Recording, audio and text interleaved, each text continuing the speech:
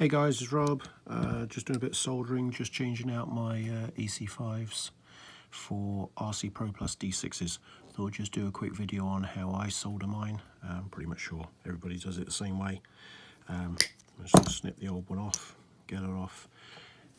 Don't do as I've already done, which is forget to put this on first. Small hole goes on the positive on the battery. That goes with a tube on the positive. So I'm just going to strip this back. These cutters are from Hanson Hobbies. They are absolutely brilliant. Just get that sat in there. Right, let's get that wetted up first of all. So I have to wet up my soldering iron. This is an 80-watt wellor. It's nice and fast for these big wires. You don't want to be hanging around, otherwise solder just wicks up your cables. Let's get that heat in there and get that going on quick. So tin that up first, then I can just grip this in there, slide it in. Now this is probably how I do mine a little bit different from other people. Doesn't matter on these Pro Pluses, it does with EC5s. But you've got this little bit of a case area here where it doesn't matter if a bit of solder gets in it. Wet up your soldering iron, and I put it on the outside of the case because that's wetter there, it's going to allow heat transfer straight inside. And then, there we go, it's flowing. Then fill that bucket up.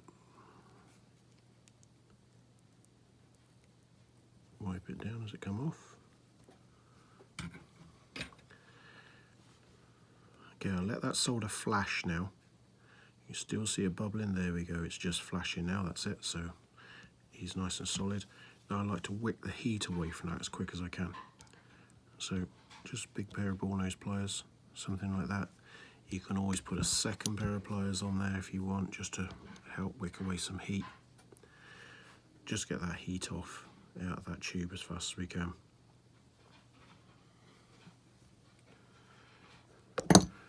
What I do then is I like to go over the joint just with a wire brush and just take off any flux residue that may be left from the joint. And if I bring that into the camera, you can see, there we go, it's a pretty good joint.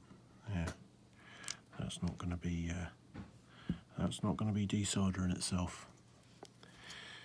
Pull that up, nice and easy in there. And then the bit you really must do, bit of sticky tape, masking tape, that can't escape. Because now then when I do this one, we can just, where's my side cutters, hack him off, poke him through, and pull that one all the way to the back out the way. And I'm free, ready to do the next one. Just strip him, let's just give him a little twist. Don't want to touch it too much, don't want grease on my hands to go in that.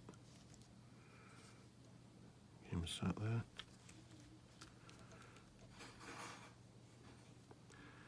Okay, get this one wetted up.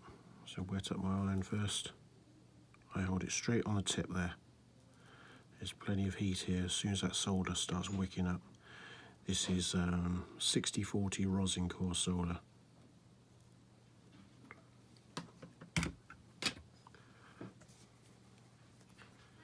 Get my fit in. Mum, are we having pizza? No, I've got meatballs and they're ready. So get in there. Again, now I'm just going to wet the soldering iron. Going to wet the outside. Just a touch, just there. That's it. As soon as that's wetted, you've got heat transfer straight through to the inside. There we go. It's going. Get that bucket filled up.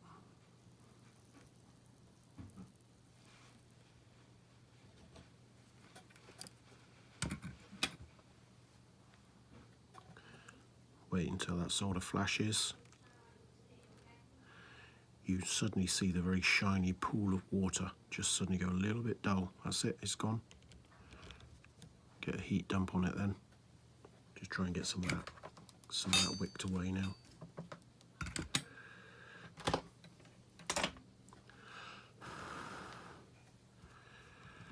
Okay.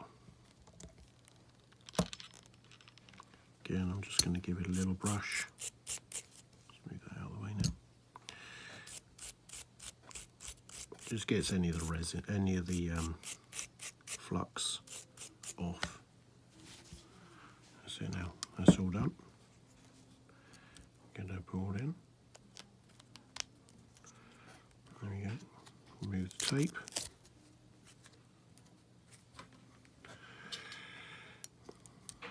And if you've not done these before, there's a little tab on there, and this tab goes to the front edge, goes down in that slot in there. So we can get that one in, just set in. Just them over. Again, front tab. These little tabs here go to the front. Get that in, and click, and click. There you go, another connector done.